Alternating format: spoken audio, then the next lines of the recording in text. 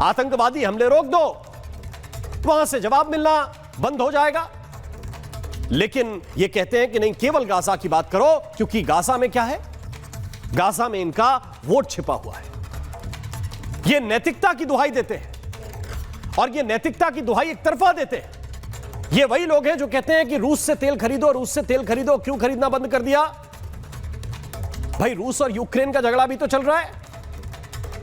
रूस के ऊपर भी अंतरराष्ट्रीय कानून के तहत वहां के प्रेसिडेंट को भी आरोपी बनाया गया है, लेकिन नहीं, कहते हैं रूस से तेल खरीदो, रूस से तेल खरीदो।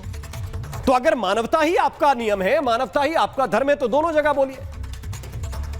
लेकिन यूक्रेन से इनको वोट नहीं मिलता है, इनको वोट मिलता है गाजा से। इसलिए बात गाजा की करेंगे, इन्हें मानवता का कुछ लेना देना नहीं है, इनको वोट बैंक की चिंता है। लेकिन दूसरी तरफ देश को यह भी समझना पड़ेगा कि प्राइम मिनिस्टर मोदी कोई पर्सनल विजिट पर नहीं गए, घूमने नहीं गए।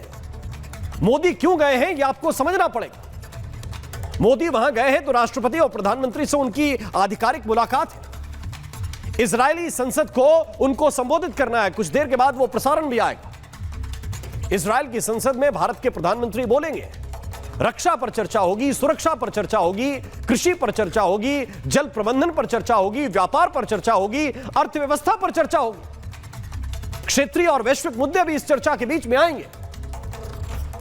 और रक्षा के क्षेत्र में आप जानते हैं कि वहां की जो एजेंसी है मोसाद, वहां का जो इंटेलिजेंस का सिस्टम है, वहां का जो आयरन डोम है, जो आसपास के जितने भी मुल्क हैं वो उस आयरन डोम से डरते हैं। भारत के प्राइम मिनिस्टर पहले कह चुके हैं कि हमें एक ऐसा सुदर्शन चक्र तैयार करना है। तो जो देश हमें तकनीकी मदद दे सकते हैं, जो हमें हथियार प्रोवाइड करा सकते हैं, उनके साथ क्या संवाद करना बंद कर दिया जाए ये चिंटू पिंटू के चक्कर में?